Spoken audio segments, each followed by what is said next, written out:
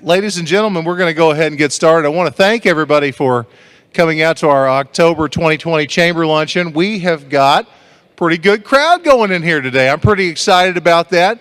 We want to let everybody know first and foremost, we are live on Facebook right now, so let's all be on our best behavior. But we want to welcome everybody to come out today, and thank you for being here. We've got a wonderful guest speaker, Dr. Aaron Thompson, President of the Council on Postsecondary Education, and we've got some wonderful announcements that we're going to be making today as well. So first and foremost, I would like to ask from the Bridge Community Fellowship, Pastor Joe Altman, if Pastor Altman could please come forward and bless today's meal.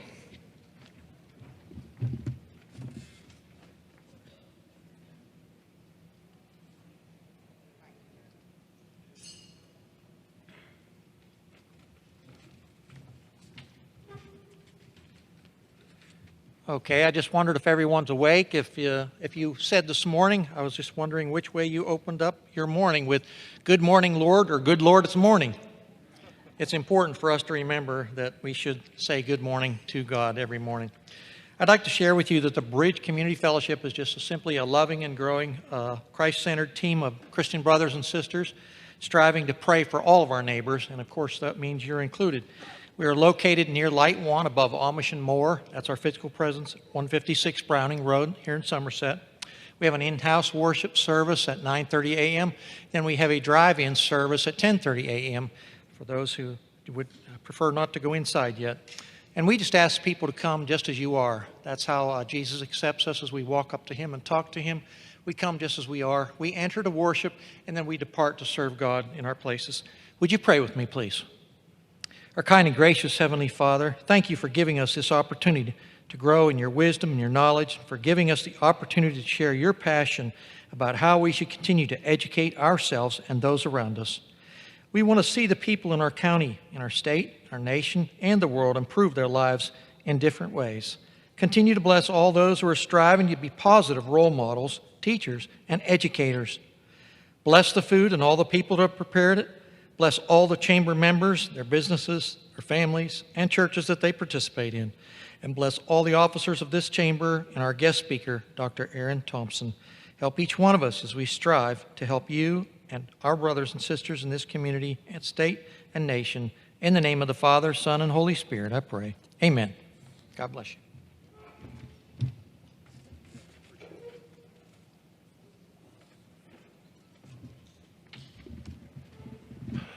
Thank you very much, Pastor Altman. We appreciate that. I want to go ahead and recognize and thank our sponsors today, Hinkle Hinkle Corporation and Contracting and Triple Crown Concrete. They're our sponsors of today's luncheon, so thank you all very much.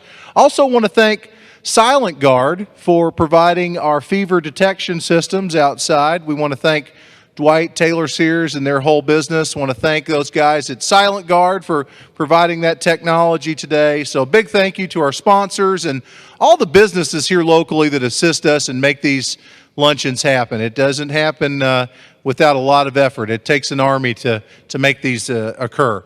At this time, we've got a couple of small presentations before I turn things over. First and foremost, United Way of South Central Kentucky, they have been doing their kickoff here at our luncheons for many, many years. Before my time here, I'd like to ask Crystal Cox, their new Executive Director, President, I don't know, what's your title now, Crystal?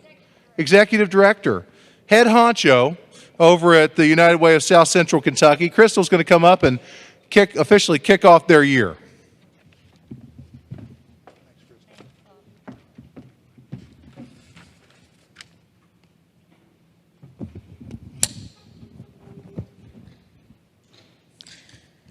Thank you, Bobby. Sorry, didn't mean to deafen you all. As he said, I'm Crystal Cox. I'm the new Executive Director for the United Way of South Central Kentucky. I started in July. First thing I want you to do is take out your cell phones. Go to Facebook and like UWSCKY. UWSCKY.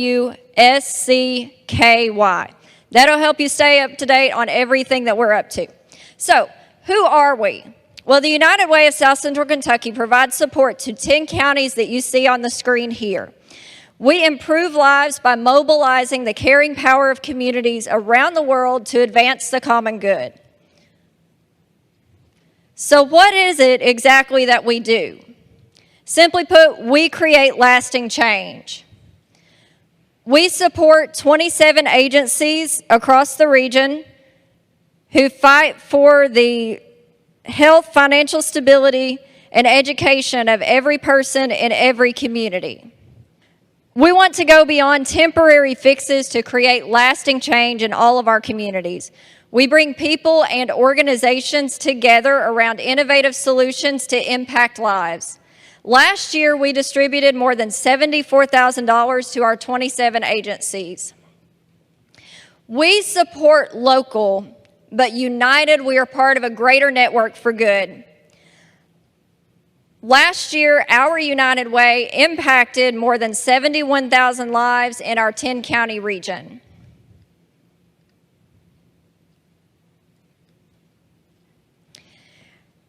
Our 2019 campaign raised over $179,000. This year, our campaign goal is $260,000, and for that, we need your help. With this, we hope that we'll be able to develop programs and grow them across the region, not just to help our 27 agencies, but to begin to better impact the financial stability and the education of those across our region. Our work is made possible by our awesome donors. If you guys can look at the slide up here on the screen, if you represent any one of these businesses, I've tried to reach out to you before today. If you represent one of these businesses, I'd like for you to stand so that our community can see some faces of those who are really helping us to make change. I'd also like to recognize our administrative assistant, Paula. She's getting her lunch, but we really appreciate her. And if any of our board members are here, if you would please stand. I'd just like to take a moment to say thank you to all of you.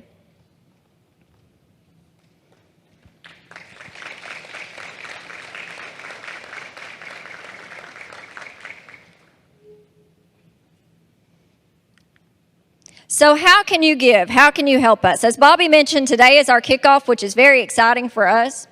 One of the new ways that you can give and support us that I'm very excited about, take your cell phones back out again.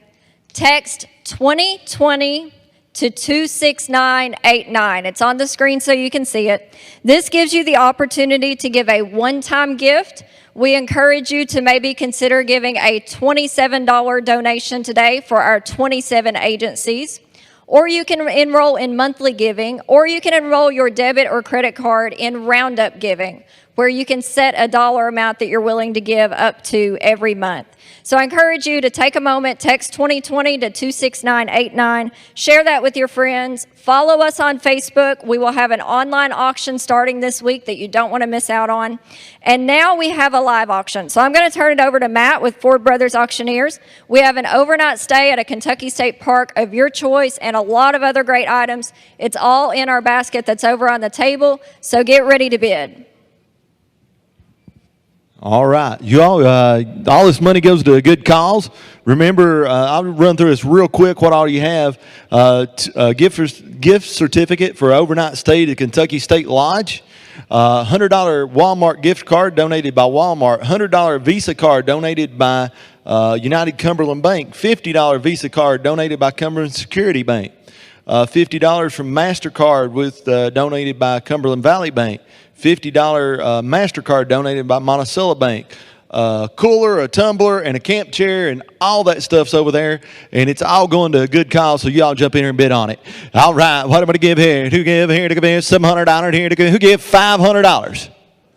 $500, thank you. $600. I'm $500, $5.50. $550. I'm $500, $5.50 here to give in. $550. Remember, it's all going to a good cause. You've got about that many dollars in gift cards. $500, $550. I'm $500 to bid here to give in. $550 here. Bids up in the front. $5.50. Now $600, Tammy. I'm $600. Now half John. $6.50. Now $700, Tammy. I'm down $7 to bid here to give in. $700. I'm down $7. I'm $700. Josh, give her $50. I give $700 down here to give in. here to come in. I got 650, 700, now half, 7.5, 700 a bid, 7.5 here to come in, 750, and I have anybody else. 750, sold it in the front row. Give her a big hand. Good job, Tammy. $700. Okay.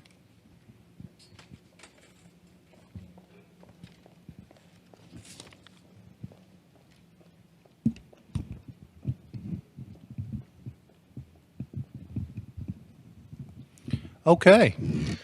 All right. Thank you very much, Crystal. Appreciate that. Thanks, Matt, for helping out with that, and congratulations to the high bidder on the auction item.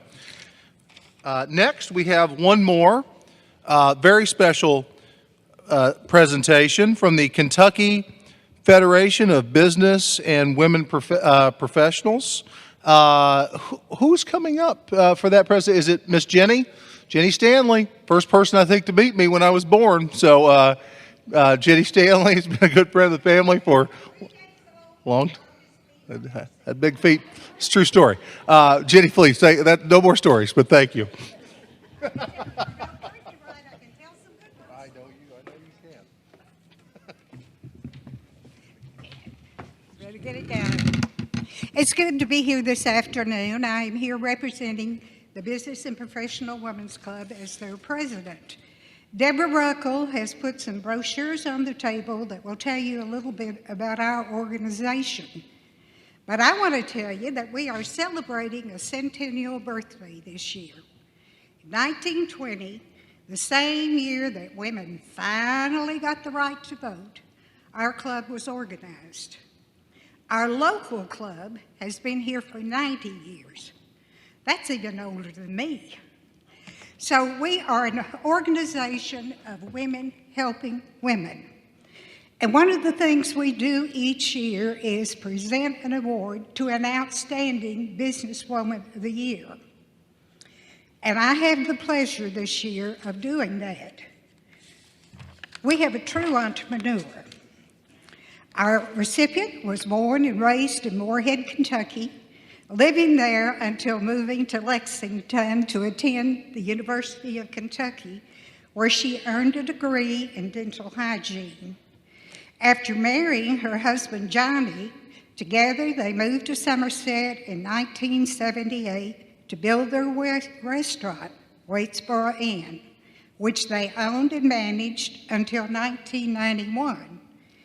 In 1993, Terry left her career as a dental hygienist, returning as an owner-manager in the business of a new venture, Video Hits, a neighborhood video store.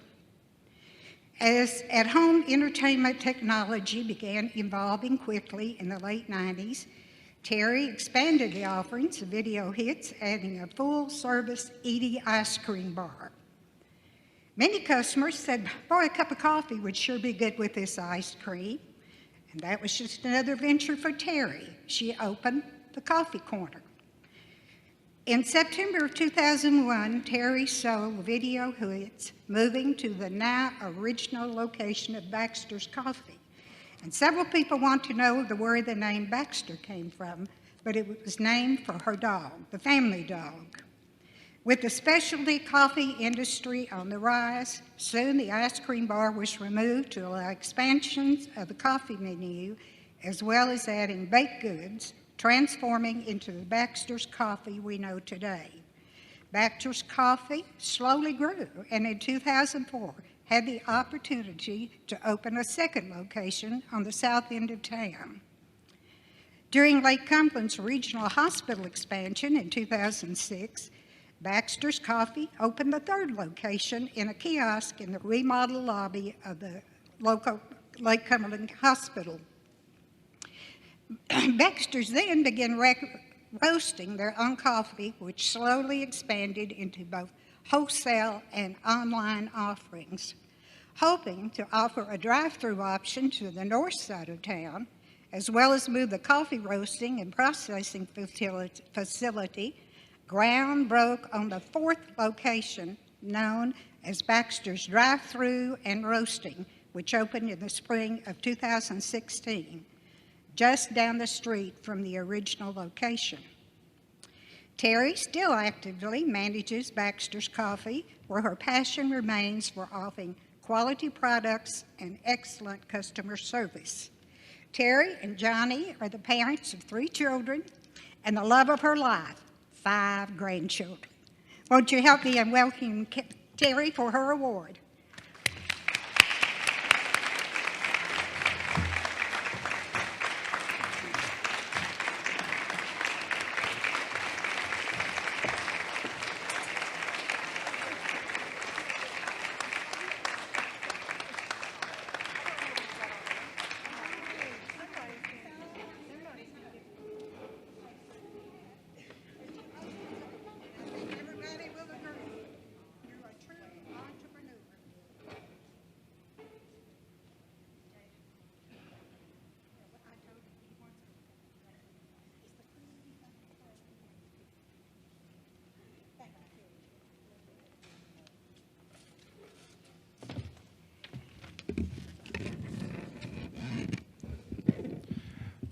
Thank you, Jenny, and congratulations again. One more big round of applause for Miss Terry Tuttle.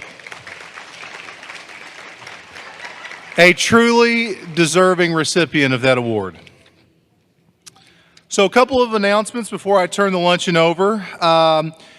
The Somerset-Pulaski County Clean Sweep is going to be this year on October 20th. If any of your businesses have participated in this in years past, we're struggling this year to get participation. If anybody noticed this summer, probably the dirtiest our roadways have been in quite some time. And a lot of that is the inmates can't be out right now to pick up garbage. And we always try to put our best foot forward, especially for 4 million tourists. So we try to have clean roadways. So the Clean Sweep is an opportunity for businesses to take a little bit of ownership in their own backyard and help clean up a little bit. If anybody is interested in participating in this, you can get a hold of Danny Maston at the Pulaski County Recycling Center. You can call the SPEDA office, you can call Chris Girdler, or you can call the Chamber, and we'll be happy to get you organized. Spend an hour on the 20th, take a team out, spend an hour picking up garbage. They'll bring you all the materials you need. They'll bring you trash bags, they'll bring you gloves,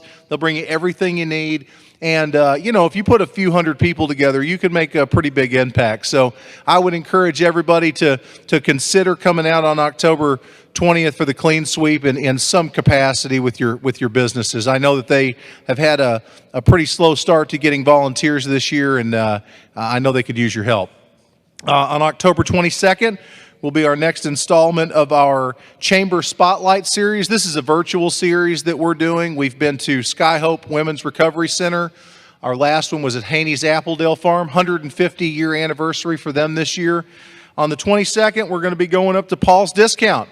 This is their 60th year in business this year. It's another landmark occasion, so tune in on the Chamber Facebook page on October 22nd at 12 o'clock noon. And we'll be doing, Judge Kelly will be joining me, and we're going to be going out to Paul's Discount for our next Chamber Spotlight. On November 12th, we're going to hold our next Chamber Business After Hours. It's going to be at the Mole Hole. This is the 25th anniversary this year of the Mole Hole, and they are in their new location, newish adjacent, I guess, in downtown Somerset. Miss Tammy Haler is going to be there, and we're going to be doing an after hours with Tammy, and we're looking forward to doing that. It's going to be on Thursday, November 12th, and I'm sure there'll be foods and drinks and refreshments and all sorts of fun things there, but it's always great to celebrate those landmark accomplishments like a 25th or a 60th anniversary. And then we have officially set the date for the Community Christmas Parade. The Chamber Christmas Parade and Holiday on the Square is going to be on the first Saturday in December, as it has been since I was a child, Saturday, December the 5th. Tiffany Finley has actually agreed to help chair this event again this year. We have an event later this week to actually nail down some of the particulars, but we're looking forward to having one of the biggest parades our community's ever seen, and we're excited to have that on everybody's calendar. So go ahead and mark your calendars for Saturday, December 5th. Get those floats ready. Should be a great year. So in saying that, if Troy Lovell happens to be watching this from a beach somewhere, I'd like to let Troy know that we're here working very hard while our chamber president is on vacation today. A much-deserved vacation, I will say that. Troy's a very hard worker, and he's had a challenging year as chamber president, to say the least. But we have a wonderful first vice president who's we're gonna just warm him up a little bit for next year. Mr. Matt Ford, our incoming president for 2021, he's going to assume the duties today and call our meeting to order. So Matt, if you could please come forward and call our meeting to order.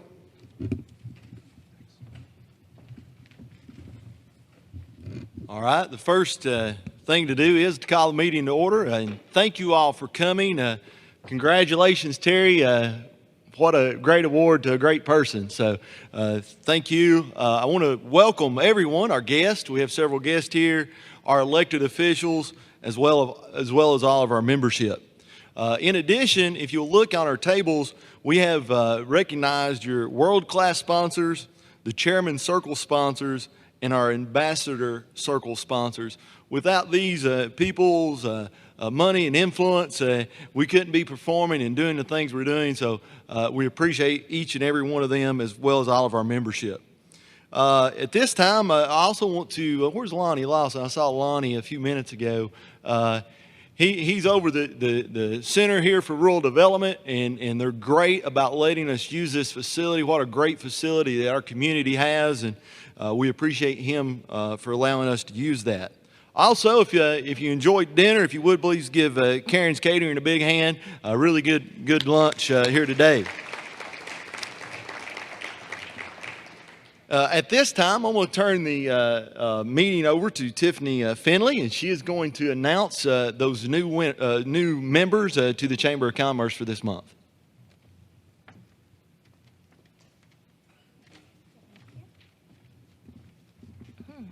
Hello, everyone. Please join me in welcoming the following new chamber members. If I call your name, please rise so that we can recognize you. 19 Kilo Turkey Calls, LLC. Contact Paul Underwood. Is Paul here? Yeah.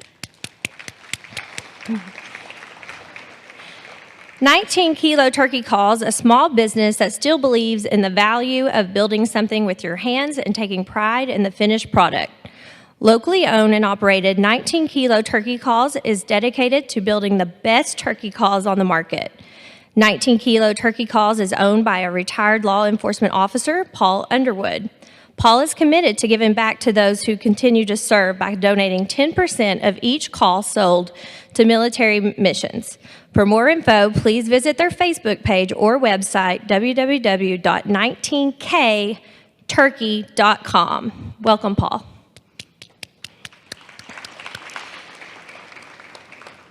Collins Construction and Management and Slade Properties and Development. Contact Joshua Collins. I think I saw Josh, yes. A lifelong resident of Pulaski County, Josh Collins has owned and operated a construction business for the last 22 years, which is currently known as Collins Construction Management. Joshua is now following his life's passion of becoming an entrepreneur with Eagle Realty and Development as a realtor sales associate with the brokerage. Joshua has also formed a company for his personal real estate investments known as Slade Properties and Development. To contact Joshua, please contact him at 606-271-0095. Welcome.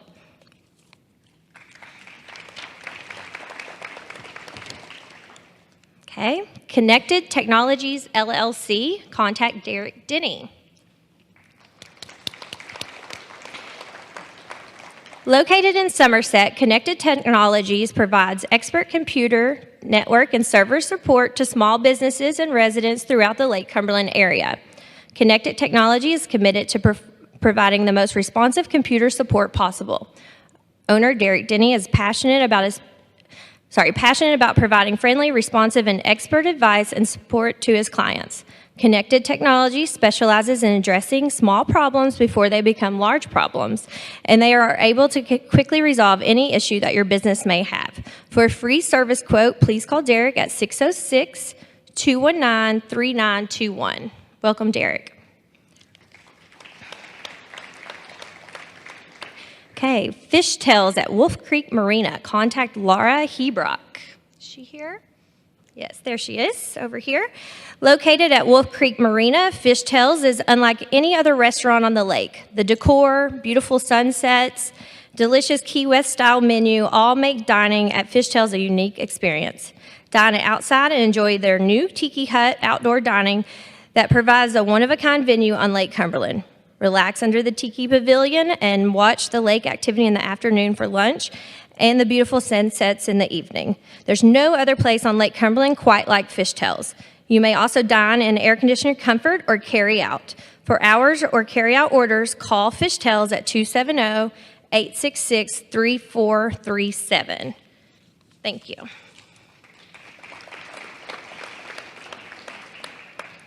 Kentucky Digital GPS, contact Daryl Mandrell and Herb Triplett. I think I saw them. Yes, right back here. Kentucky Digital is a community-based digital media outlet that focuses on growing and advertising your business by providing advertising in the high-traffic areas throughout your local area.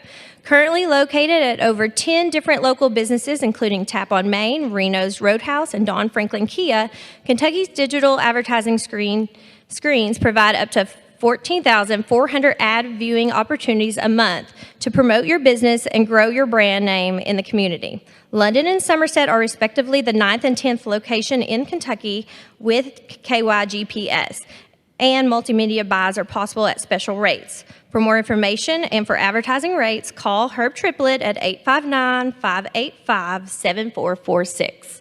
Welcome, Herb. Just a few more. We have McCalla Farm, and that is also Laura Hebrock back here in the back. McCalla Farm is one of Kentucky's premier full-service wedding and event venues. They offer a spectacular setting for weddings, family gatherings, or corporate events and meetings. Their romantic timber-framed barn and patio are both rustic and elegant and can host the most formal events or casual receptions.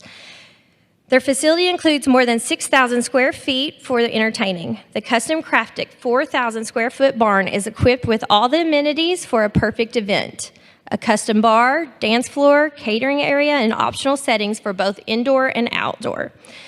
There is also a 2,000 square foot landscape outdoor patio that opens into the oversized sliding barn doors so guests can mingle in or out. McCalla Farms offers catering services that are conveniently located on our property to ensure a flawless event.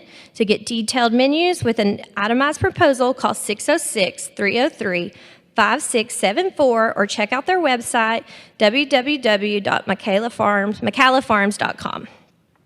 Welcome again, Laura. Okay, Prickly Pear Stamps. Contact John and Sharon Ware. Are they here? Hello. Yep, let's give them a hand. Sorry. Located in Science Hill, the Prickly Pear Rubber Stamp Company is an e-commerce company that has been in business for 17 years. The Prickly Pear specializes in rubber stamps, dies, and artist markers used in the scrapbooking and card-making environment. All rubber stamps and dies are manufactured in the United States and sell on their website, www.pricklypear.com, and at stamping conventions. Welcome. Okay, the next one I have used a ton. Somerset Delivery. Contact Nathan Price. You here, Nathan? Somerset Delivery is a locally owned business providing an opportunity for consumers to enjoy quality meals without the hassle of leaving their homes or workplace. This business opened in early July and has over 2,000 likes on Facebook while processing more than 300 orders per week. Benefiting restaurants and consumers, Somerset Delivery can provide a new source to consumers for your restaurant or business.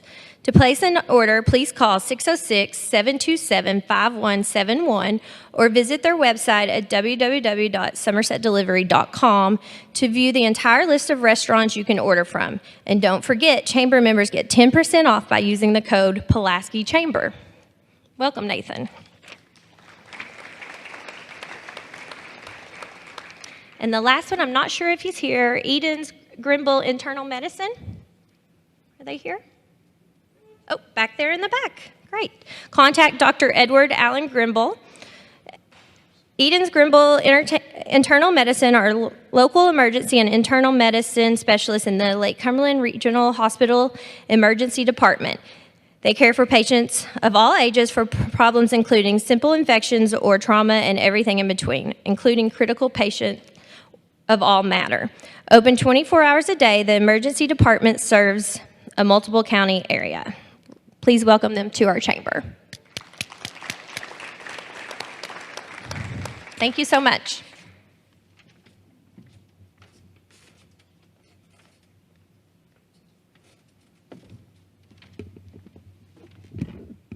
Thank you, Tiffany. At this time, we want to recognize all of our chamber ambassadors. If you're a chamber ambassador, if you would please stand up. Got a lot of them here. I'm a little loud. Without the work that they do, the chamber would not function nearly as well. And so we appreciate all those chamber ambassadors. And so for every month, we recognize the chamber ambassador of the month. And I guess it's no surprise this person's won many times. Kristen Whitson from the Job Shop, if you would come up, you are the chamber ambassador for the month, and we'll get your picture here with Tiffany.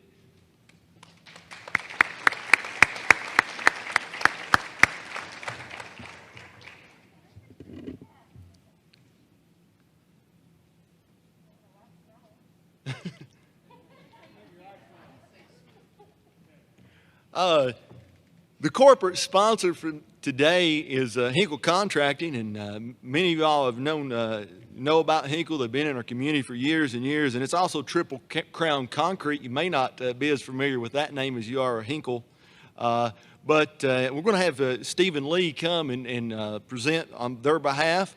Stephen's from out Slate Branchway, and it's exciting. He's been named the president of Hinkle, and he's going to share a little bit with us, but it's great to have you back in our community.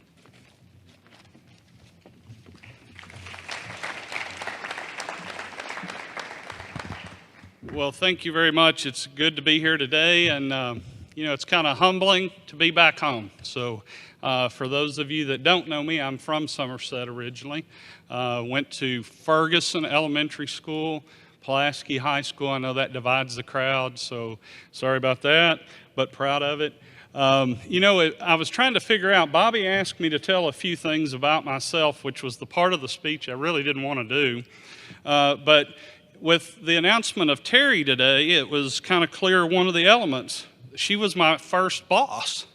So her and Johnny, at 15 years old, I'm sure that was legal back then, I went to work bussing tables for them and planted the seeds, right? And that's a lot about what us as businesses do. We plant seeds, we water it, and we grow, and we watch things happen.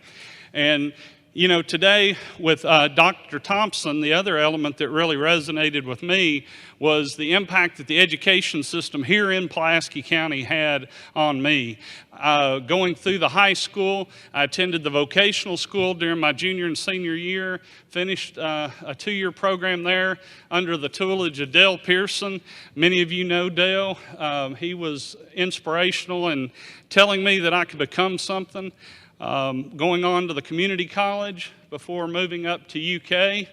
And then, so, you know, the opportunities here in the county are strong and growing, and it's really an honor to be here today and talk about Hinkle Contracting that I had the privilege in June to assume as president from our current CEO, Larry Winkleman, that I've worked for the last 6 years. So enough about me. Let's, if you would, watch the video here. I think it tells about Hinkle, and then we'll move through and get to Dr. Thompson. We are Hinkle Contracting Company. Hinkle is a diversified and vertically integrated construction materials and asphalt paving contractor. Since 1942, Hinkle has been producing and selling high-quality construction products and services throughout central and eastern Kentucky. Today, we offer crushed stone, asphalt, ready-mix concrete, asphalt paving, hauling, and asphalt recycling. We work hard to be the preferred provider to our customers in the industry. We hire local employees and buy from local vendors. We also donate time, materials, and money back into the communities we serve.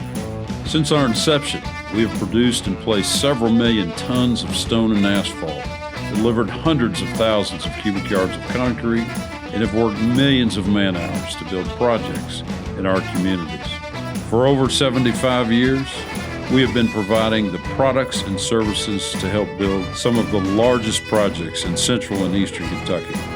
From the Toyota plant in Georgetown to the Mountain Parkway through eastern Kentucky and all down Interstate 65 and 75 to the Tennessee state line, we are proud to have played a role in shaping our community. In this industry, service, safety, and quality are all top priority, but size also matters. This is why we have small company values, but with big company capabilities. Hinkle operates more quarries in the state of Kentucky than any other stone producer. We have a network of concrete and asphalt plants throughout central and eastern Kentucky to service our customers' diverse needs. At Hinkle, we are building a family of companies to service the construction materials industry in the most efficient and sustainable way. For your next project, count on Hinkle Contracting Company. Hinkle, we build Kentucky.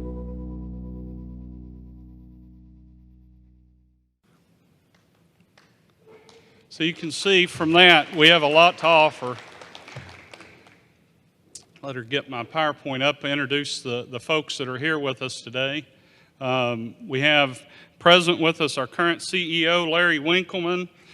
He's retiring, created the opportunity for me to take the role, and I'll keep him around as long as he would like. And we have Butch Ledford that a lot of you all know, and he's an example. Once you're a part of Hinkle, we don't let you go, and Butch is great to help us.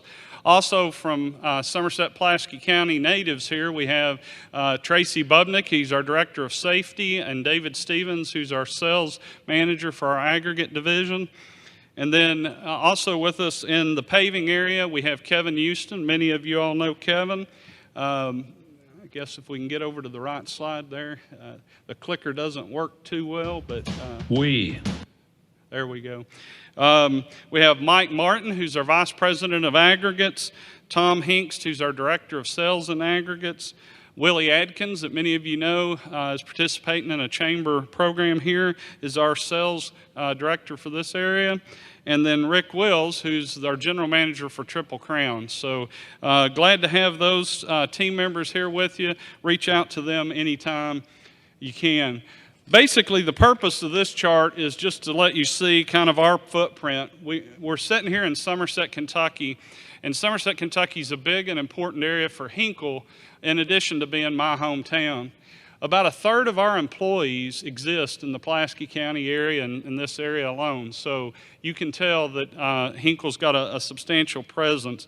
But when you look at that chart, you can see we go all the way up to northern Kentucky, over to the Virginia line, and over to the Barron County, Scottsville area. So when you have needs, we can cover areas in addition to that. Our commitment's first to safety. Normally, we open every meeting with a safety contact, and an example of that would be in an emergency, our exits are right through that curtain. There's several doors out these doors, and we got fire extinguishers in the corners, and we open every meeting with some type of safety contact, and I encourage you all to consider that going forward here and in your operations. Quality is the next element that's really important. You can see here that in Somerset, we have a primary quality lab that services all lines of business. So again, representing our commitment to quality. And with that, it's a science, not just the art of it. So what I wanted you to leave with today when you think about Hinkle, when you think of Hinkle, a lot of times you think about this that's on the screen. But the next slide is what we're really proud of, our commitment to our communities. This is an example where we've had local school children come out and learn about our quarries and other community projects that we do. Other things that you know about Hinkle already is on asphalt and paving. You're used to seeing our crews around. And the thing I liked about this slide is notice the intensity that each person's looking at their job. A lot of times in the road construction industry, we get a bad rap about the number of people you might see. But I can tell you, every job and every person on that job has a critical element to make sure you have a safe place to ride on. And you can see their attention there. But what they're more importantly proud of is things like this. This on the top, we were able to be a part of a kayaking memorial to one of our employees' daughters who passed away. Being involved in the angel tree programs or environmental rehab programs that you can see in the bottom. These are things that we're proud of versus just the work we do.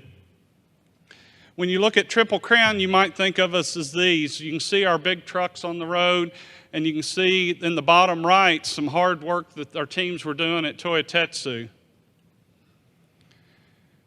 Here is what we're proud of. If you've seen our pink truck on the road, we make a donation to cancer awareness for every yard that goes through that. So if you have a project and you ask for our pink truck on it, in addition, you're donating to the cancer awareness. We're all excited about the 461 interchange. Hinkle's proud to play a part in that project that's coming, and we're proud to play parts in your projects as well. And what we can see here are some of the projects from the local area that Hinkle was present in, and we're really proud to help build our communities with and through each of your organizations as well as our employees. In the center, you can see the football field, and that was a special project because it required us to make a special product for them to be able to do that, and we were proud to be able to partner up and take care of that need for them. In the end, I just want to go away and turn over for the rest of the program that if you have needs outside of Kentucky, our company has reaches all the way coast to coast with our sister operating companies across the country. Some of you already take advantage of that and reach out to Willie and David and others and say, hey, we have a project in Texas. Do you know somebody there? We have the opportunity and scale to bring across the country for you and make your life easier. With that, again, it's an honor for Hinkle to sponsor today, and it was a real honor for me to be back here in my hometown.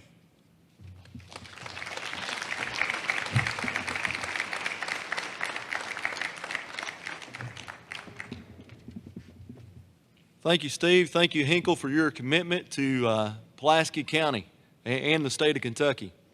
At this time, we're running just a few minutes over, but we're going to give our speaker the time he deserves. If you would, please listen as I go over the accomplishments of our speaker here today. Dr. Aaron Thompson is a passionate advocate for higher education. As a first-generation college student from rural Clay County, Kentucky, just over there, he experienced firsthand the transformative power of college credentials. As president of the Kentucky Council of Postsecondary Education, he works to ensure that all Kentuckians have an equal opportunity to improve their lives through post-secondary education. Before taking the helm at CPE, Thompson served as interim president of Kentucky State University and executive vice president and facility member at Eastern Kentucky University. His extensive leadership experience with private and non-profit sectors and is a highly sought-after national speaker. Dr. Thompson has authored and co-authored numerous books and peer-reviewed publications on diversity, cultural competence, first-year experience programs, retention, and student success.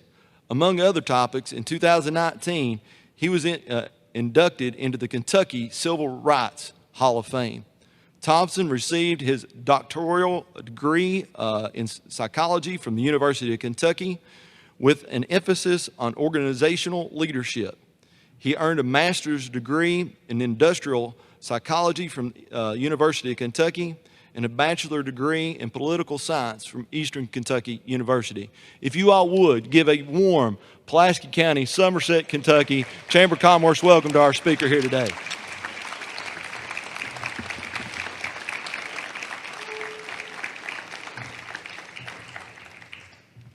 afternoon, Somerset, Pulaski County. What a great place to be. I love this area of Kentucky. I love this area of the country. I get the opportunity to travel lots of places and do lots of things. Every time I drive down here and come through part of the Daniel Boone National Forest, and you know, I'm from Manchester, so I have to tell you, I have to get off. I live in Lexington. I have to get off at exit 62. And fairly often I miss it because I'm trained to go straight down 75 and get off at exit 41. But when I get to this neck of the woods, I feel like I'm at home. And when I think of home in so many ways, so different than I thought of home many years ago, it's very nostalgic, and I sometimes forget how hard I had it growing up. But what I do know is that it's my dedication to do all that I can do in the position I'm in to make sure that we serve this neck of the woods. It's good to be here. I see my friends from Somerset Community and Technical College. I see Veronica. I have to tell you this quick story. I know I don't have a long time, guys. I won't go over, I promise. But Veronica's grandfather taught me how to tie a tie. And you can't believe it now, but I was in a singing group with him, Preacher Bill, a long time ago. So Veronica, even though you know, I'm not that old, Veronica is like, I'm her uncle. So it's good to see you, Veronica, and tell your family I said, hey. Part of the conversation I want to have today to make clear that it's important for us to understand. By the way, how many of you know what the Council on Postsecondary Education, what we do and what we are? Few people. Yeah, we were established in 1997 by Governor Paul Patton and the legislature, and we became a coordinating body with some governing powers. And part of the things that happened during that reorganization of higher education during that time was they took the community and technical colleges, or community colleges from UK, took the technical colleges who were out on their own, and they meshed them to create the Kentucky Community and Technical College system, which Somerset is now a part of, right? And the other thing they did was to create my office to oversee higher education. We had a council on higher education before, but it didn't have the kind of powers as my office has. For an example, you may like this or not, we set the tuition ceiling. The funding for the colleges and universities come through my office. We set the strategic agenda for the state. We do a lot. We actually approve the programs that each of the colleges and universities have. So I'm the president of presidents, if you want to see it that way, of Kentucky. And I've been a lifelong Kentuckian, and I'm proud to say that I am from the hills of Kentucky. I'm proud to say that I realize the transformational elements of higher education, as well as education as a whole. I'm a first-generation high school student.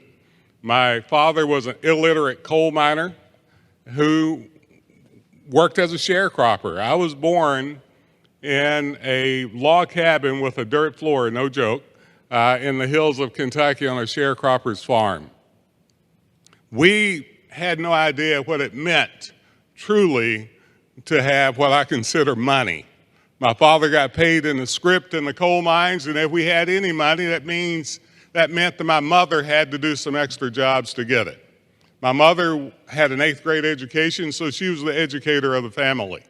I had 8 brothers and sisters, 5 have passed, but I'm the only one that went to college, and only one other sibling graduated from high school. Needless to say, it changed the trajectory of my life and the life of my children. And just so happens that it also gave me a better chance to have the things that we take for granted, such as decent health care, such as the ability to live in a community that we're not afraid of, and so on. So I want to talk a little bit about that. But when I got out of college, I was in business, believe it or not, and I'm very proud to say that I think I was fairly successful in leadership in that corporate system I was involved in, and I started several small businesses that were successful, and I ended up selling to larger corporations. So the idea of us connecting higher education more completely with the economic output is essential in the state. And I don't apologize for connecting those two. I don't apologize, by the way, I'm going through slides now that you don't know yet. I'll click through them here in a minute. My staff puts together slides for me. They said, now you need to stick to the slides. Of course, I always do.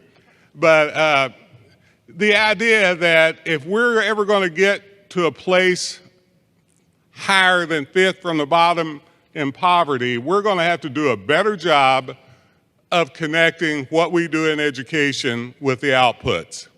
I've heard people say not everyone needs to go to college. Well, that's not the truth. I can show you the data that are different than that. Yes, you're going to have one or two or three or four examples in here that's different. Not everyone needs to get a 4-year degree, though. That's for sure. But they need to get at least a certificate that allows them the technical knowledge, at least, to be able to go out and have a sustainable employment. And we can see now, as an example, 89% of the people that were on unemployment this time around in Kentucky had no higher education of any kind. So when we talk about, well, they can get a technical degree or they can go and do what we used to call the trades, trades are a part of the higher education system. And the idea that we need to do a better job in our P20 or P12 connected to higher ed to line that out. So I'll talk more about that in a second. They told me I need to do something really special here, I think, right? Point it up. There we go.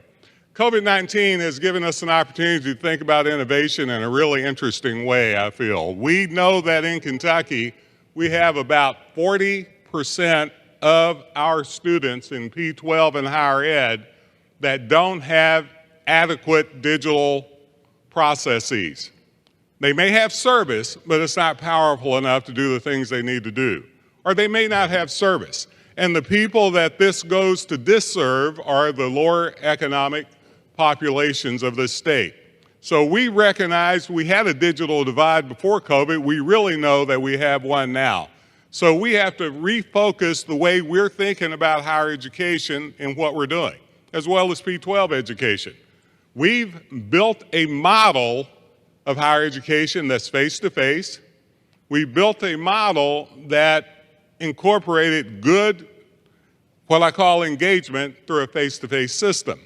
Well, guess what? We knew that was changing before COVID. We know now forever it has changed. So we're called to do a couple of things. One, true enough, we have to create a process whereby we do great digital learning, true enough, but we also know that we have to create a process of creating a great digital engagement system. And what I found out, and I was telling the presidents and I meet every week during this process, and we're now hopefully going to once a month. But what I tell people is the residential campus will never change. It will probably even grow larger, no doubt. But also those that are commuter campuses like our community and technical colleges. We hope that those will grow and become more complete. But the people going to a residential campus, it's not as much about whether or not they're going to take face-to-face classes. They want to go to the campus to be engaged with peers, and preferably not in class. So we have to rethink the way we do college and what college means. We also have to rethink about what it means to get a certificate or a degree. We have to accelerate this, and I'm going to show you some numbers, some graphs here in a second to show where we have, but we also have to make sure that quality is a part of that process. And since I can't read the screen, I'm just talking, you can tell that, right? COVID has also taught us that if we have disenfranchised populations before, now they're more disenfranchised.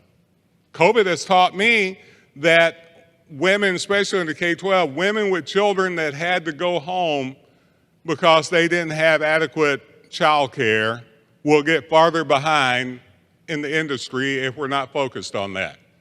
They'll get farther behind in pay if we're not focused on that. It's also taught me that we have to have better quality early childhood in this state. And I argue the best thing you can do for higher education is create a competent, well-quality system of early childhood because it has a direct effect on what happens in higher ed. 51% of the kids that get to the third grade aren't ready to move forward. I mean 49%, only 51 is ready. How many of you knew that only 51.7% of your high school graduating seniors move on to post-secondary? How many of you know that only 51% of those are truly transition or college ready to move on, even when they do? These are all the things that we now know we have to put on steroids, period, but we have to do it mainly in a digital format at a higher quality level. How many of you know that mental health was increasing in our student population so fast we couldn't even count how fast it was increasing before this? And guess what? It's worse now. So the kinds of things we used to think about as far as higher education goes and what we did then, some of you who may be close to my age, we didn't have those kinds of conversations before. We didn't have the kind of conversations that indicated there was going to have to be a lot of input from advisors, from counselors, mental health counselors included, that would give our students a chance to really be successful. So I have 4 priorities when I came into this position 2 years ago. We have the strategic agenda that all campuses must buy into somewhat because we represent the citizens of Kentucky.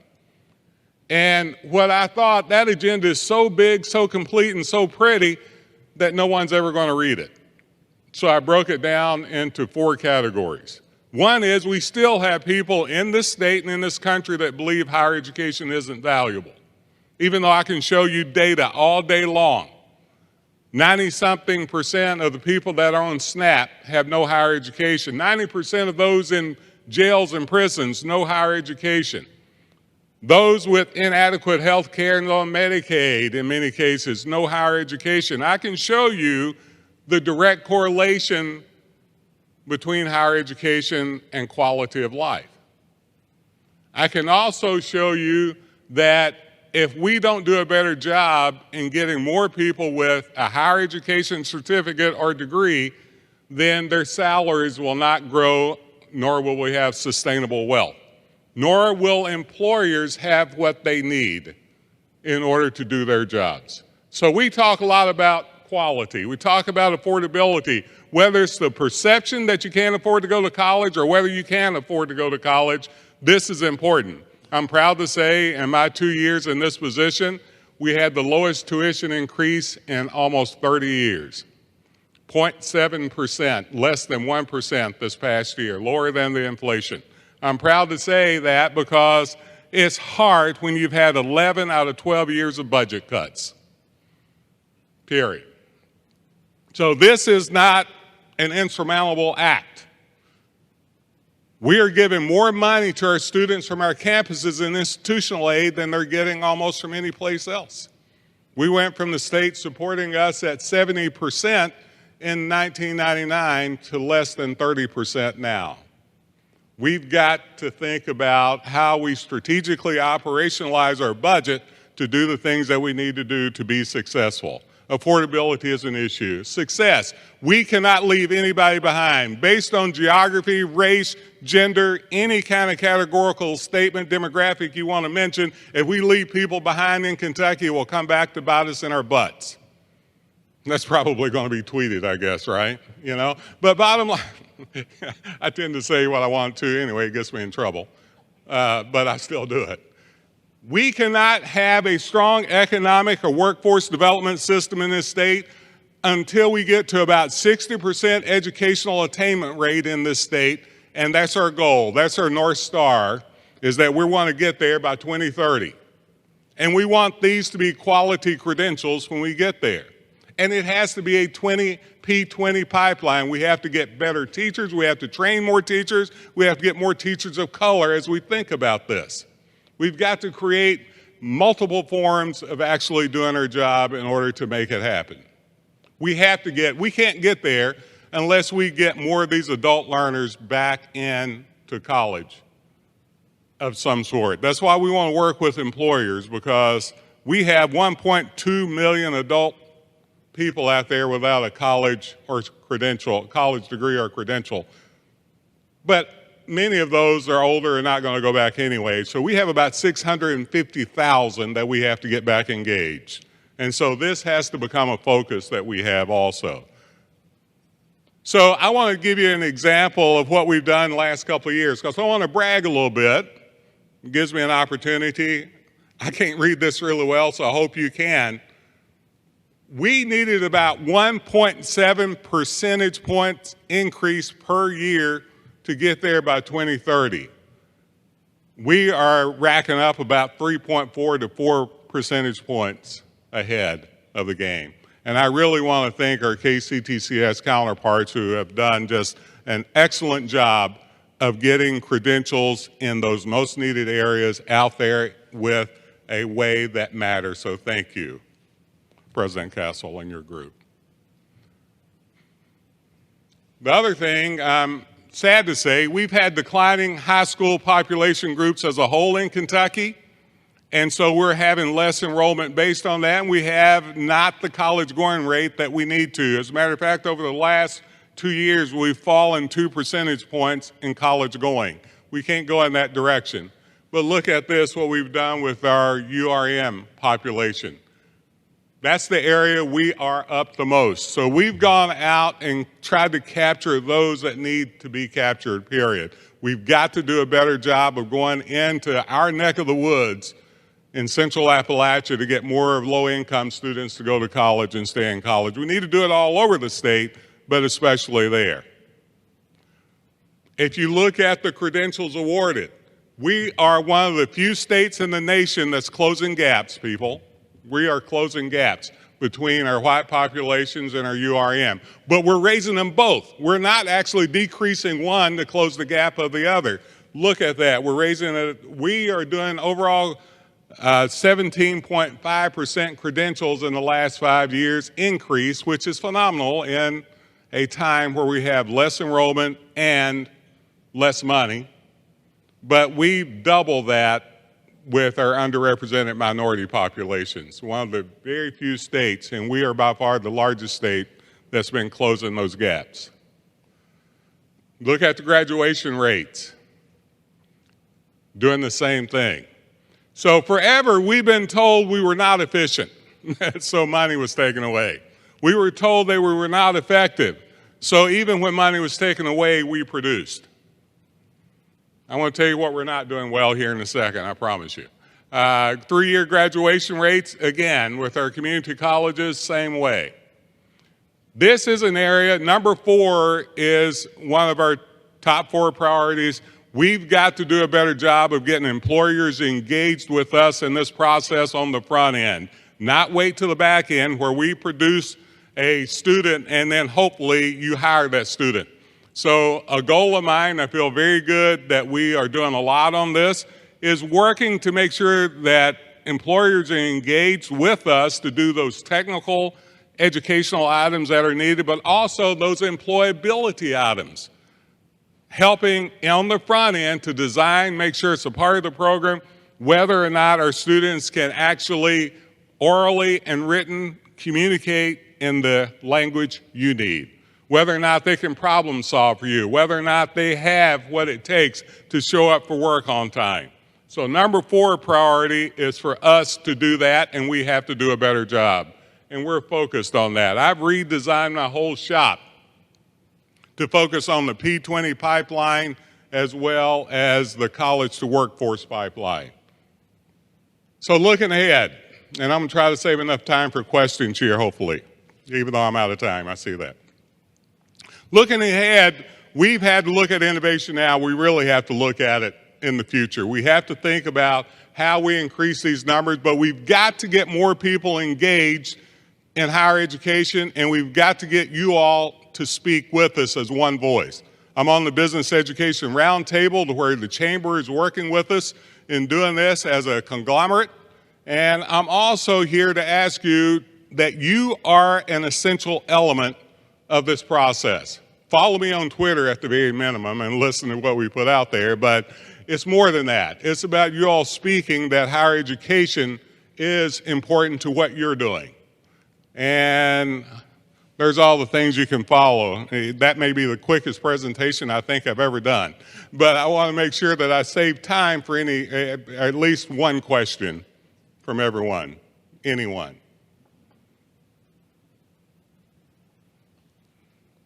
None? How much do you see students remaining in the state after they graduate from college, or are we seeing students leaving Kentucky? We historically have had a brain drain. We've been working on that tremendously, and we're closing that brain drain. The other thing, we still got a lot more to close. But the other thing, though, you're asking on the opposite end, we have to keep about 40% of the students that come from out of state into the state to create the workforce that we need. So it's both. It's keeping our students who graduate here with the necessary credential, and it's actually getting more of those to come into the state. That's the only way we're going to build what we're talking about here. So that's an excellent question. Yes.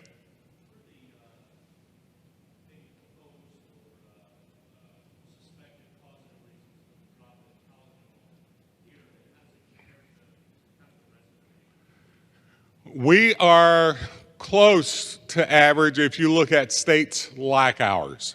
I think there's 3 or 4 reasons. I'll do it fast. One is the perception they can't go to college. In other words, what they believe is that they can't go because they can't afford to go. They can't go because they're not qualified to go. They can't go because no one's there to tell them to go. We have our counselors overworked and doing other stuff and not getting people to go to college. Those are 3 of the big items. The other thing we found out too is that many people, I did a listening tour last year, and we found out that many of the folks believed that college wasn't important. Period. People, they've been told that college wasn't important. And when we put it out there, because they were thinking of college as a 4-year degree. And once we gave it to them, that was different. The other thing I will tell you, we have free college in this state called the Work Ready Scholarship for 5 of their biggest sectors that are needed. Only 3% of over these 3,000 people I talked to, and many of those were chamber people, by the way, many were families and students, they didn't know that we had a Work Ready Scholarship. So a part of it is we've got to get information to them and talk about the value of it. There's a few more, but those are the biggies. I am clearly out of time. When people gather around you, you know they're telling you to shut up. It is my pleasure to be here down in Somerset. So thank you very much. Thank you for what you're doing. I'm asking you to be partners. I'm asking me to be a partner with you, and you allowing that to happen, then vice versa. Let's get engaged together. Let me know if there's anything I can ever do. Appreciate you folks. Have a good one.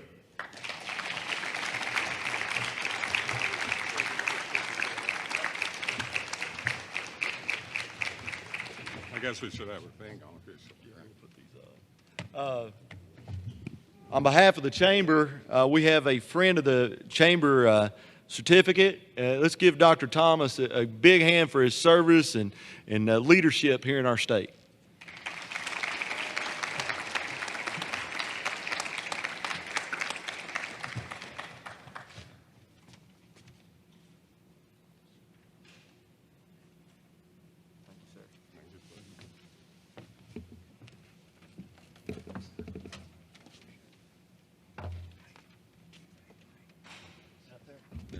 If anybody sees a cell phone laying around, it might be Bobby Clues.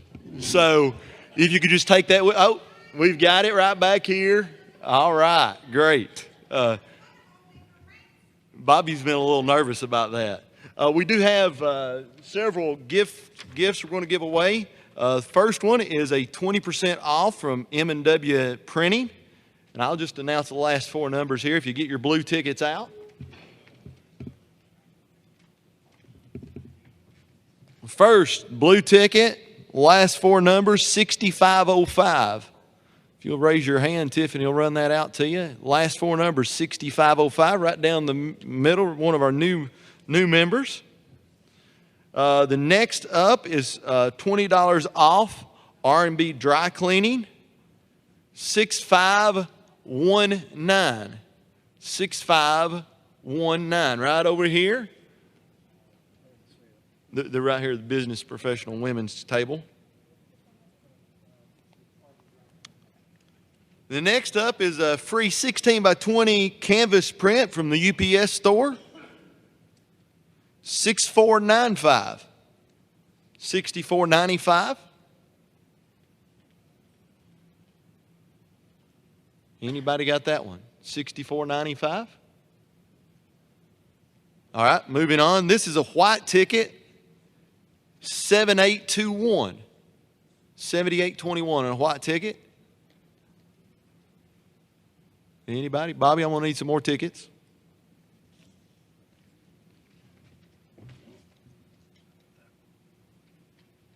All right. Blue ticket. 6657. Way in the back. Congratulations. Next up, Mike Whitaker dropped these off just a second ago. $25 gift card to Buffalo Wings and Rings. Last four numbers, 6649. 60, right here in the front, Tammy. All right.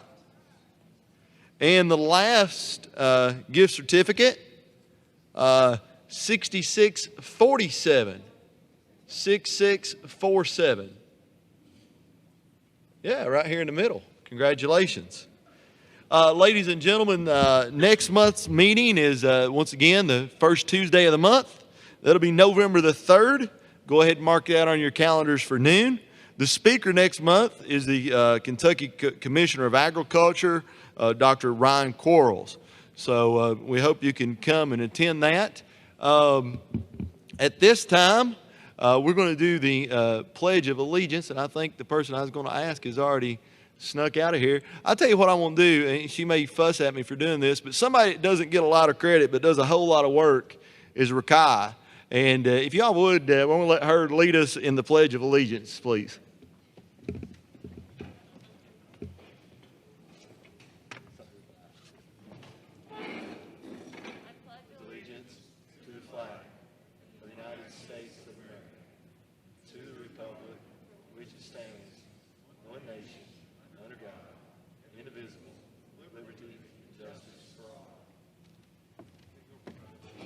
Thank you all for attending.